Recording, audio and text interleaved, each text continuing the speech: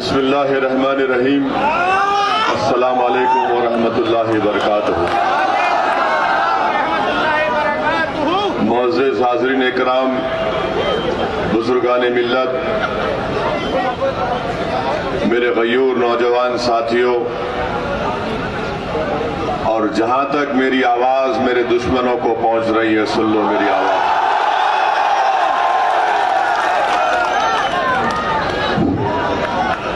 मेरे अजीज दोस्तों और बुजुर्गों,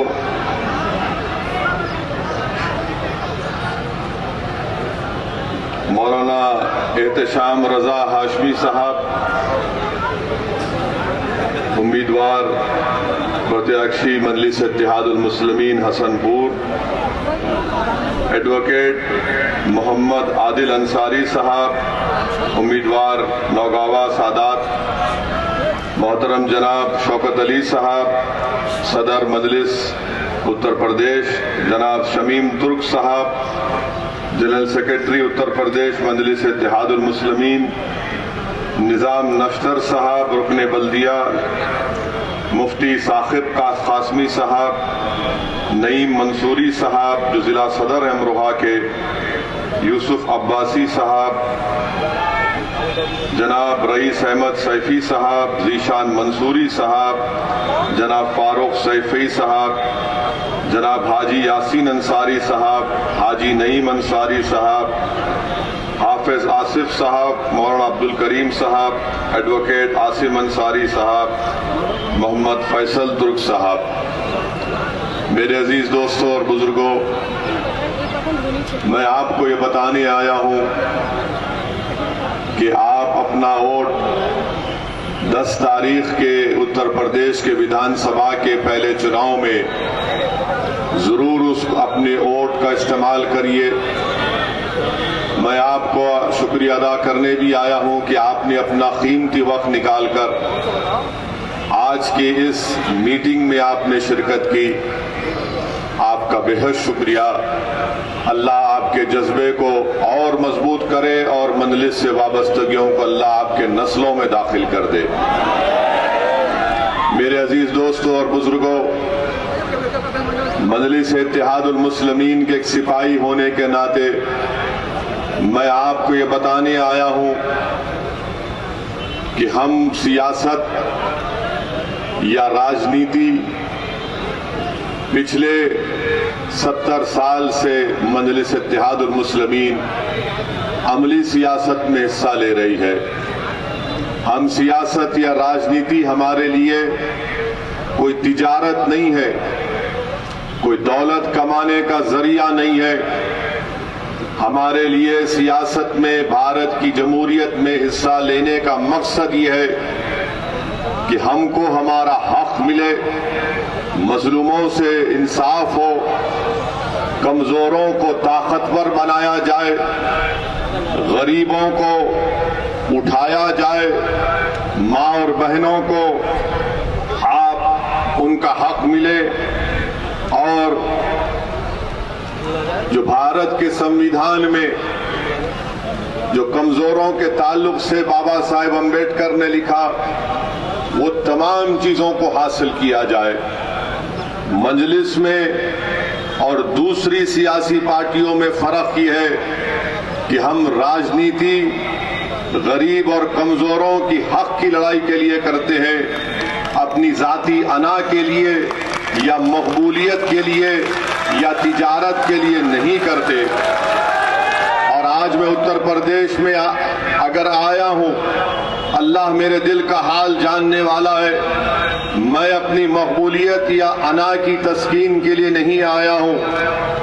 मैं यहां पर इसलिए आया हूं और इंशाअल्लाह रब्बे करीम मुझे जब तक जिंदा रखेगा मैं आता रहूंगा। मेरा आने का मकसद ये है कि आपको नेता बनाया जाए। मेरे आने का मकसद एक ही है कि आपको हिस्सेदारी की लड़ाई में आपको अपना हिस्सा मिले, आपके मसाइल का हल हो, आपको इज्जत और वो मुकाम, वो मान और सम्मान मिले जो दीगर लोगों को मिलता है। यही मजलिस इत्तेहादुल मुस्लिमीन का मंशा, मकसद और पैगाम है। यही हमारा ऑब्जेक्टिव है। मैं आपको यही बात बताने आया हूं। मेरे अजीज दोस्तों और बुजुर्गों, मजलिस के मुखालिफीन मजलिस को एक फिरका परस्त पार्टी कहते हैं। मैं उनसे पूछता हूं, बताओ कौन सी फिरका परस्ती की तुम बात कर रहे हो?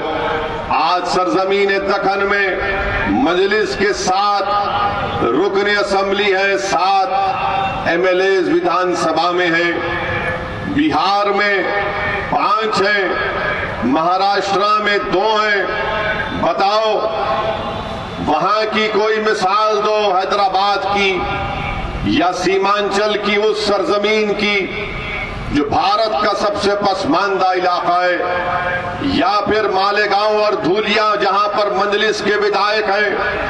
क्या इन हमारे विधायकों ने किसी मजहब के खिलाफ कोई बात की?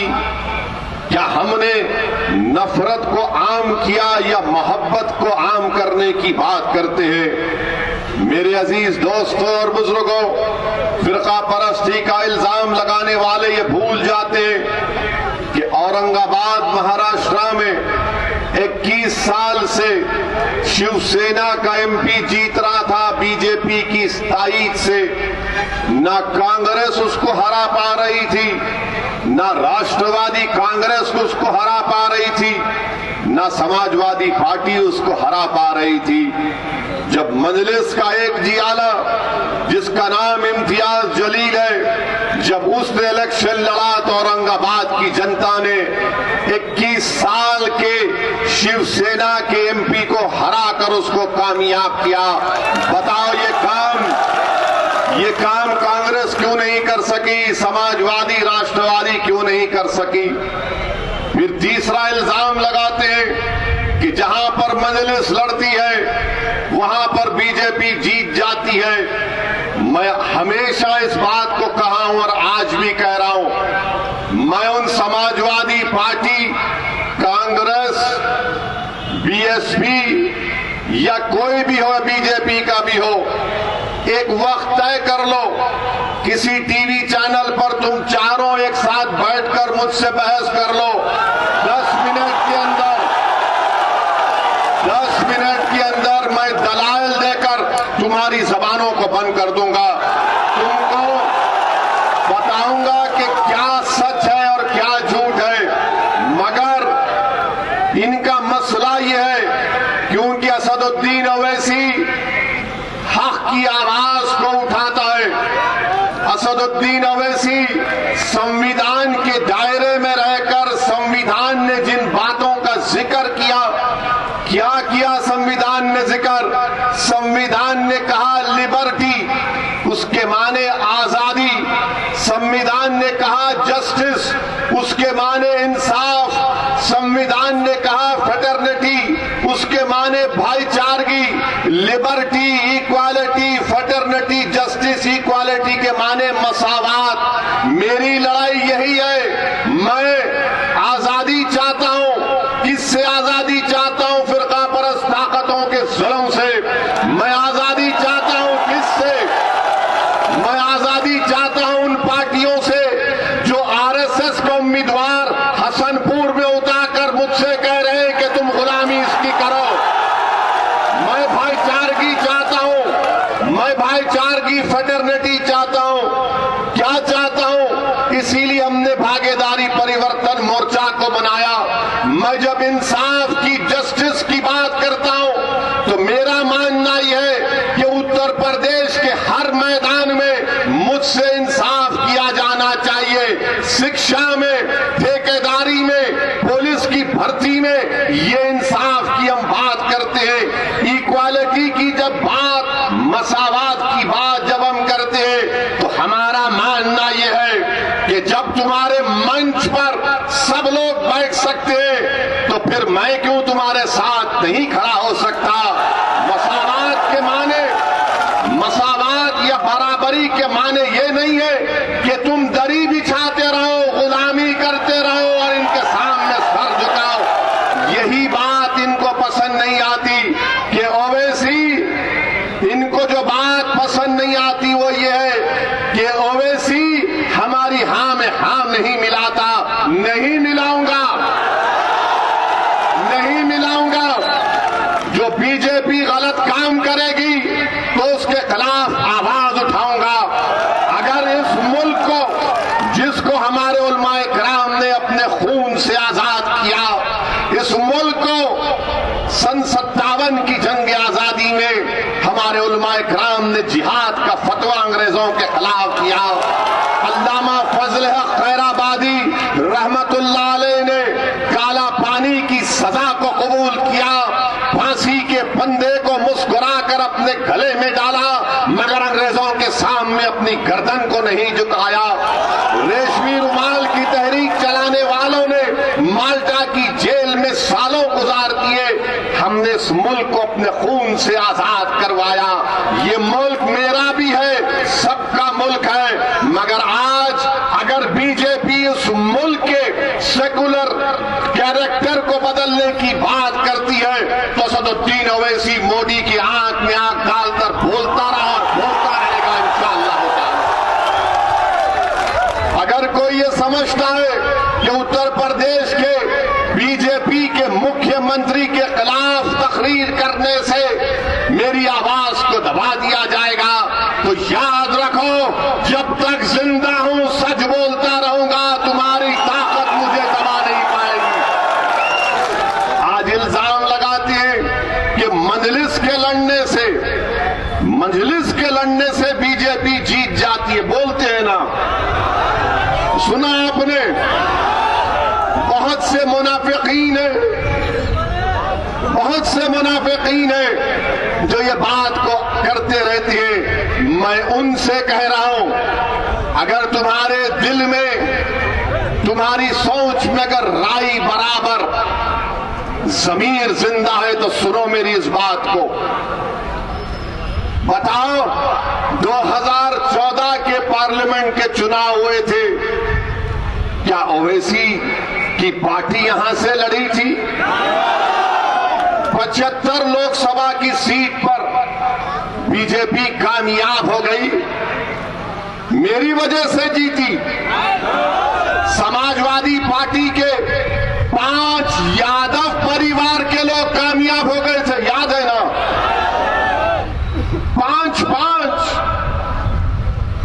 5 कामयाब हो गए। फिर 2017 का विधानसभा का चुनाव आया, हम लड़े इलेक्शन, मगर 400 विधानसभा की सीटें हैं, वहां पर कैसे बीजेपी जीत गई? समाजवादी कांग्रेस के साथ बसपा अपनी ताकत पर लड़ रही थी, मगर इल्जाम किस पे लगाते हैं? नहीं, ओवैसी आया था। 2019 का लोकसभा का चुनाव हुआ, हम नहीं थे, समाजवादी और बसपा मिलकर लड़े, बहन जी और ये मोहतरम मिलकर लड़े। और दिल्ली में एक तंजीम है, उसका नाम है CSDS। CSDS ने तमाम आदाद-ओ-शुमार डेटा को जमा करके कहा कि 2019 के लोकसभा के चुनाव में 75% उत्तर प्रदेश के अल्पसंख्यक समाज के मुसलमानों ने सपा और बीएसपी को वोट दिया। 75%, तब भी 15 जीते। अब 15 में कौन जीते? पिताजी, बेटा आजम खान, शफीकुर रहमान बर्क साहब और डॉक्टर ST हसन। हम नहीं थे, हमारे क्या अजिन्नात जाकर इनको बोले कि बीजेपी को जिता दो? राहुल गांधी अमेठी हार गए, केरल चले गए, तो कांग्रेसी बोलते ने ओवैसी की वजह से। अब ऐसा हाल हो गया कि अगर हम रास्ते से गाड़ी से चले गए और किसी घर में सपा के या कांग्रेसी के घर में भैंस दूध देने वाली है, सुबह में दूध नहीं दी तो बोलेंगे ओवैसी का आता, इसलिए दूध नहीं दे रही। अब आप इनसे पूछिए पूछिए कि ओवैसी की वजह से बीजेपी जीत रही है या तुम्हारी नाअहली की वजह से बीजेपी जीत रही है। ये नाअहल है, नाअहल है, इन पर एतबार नहीं किया जा सकता।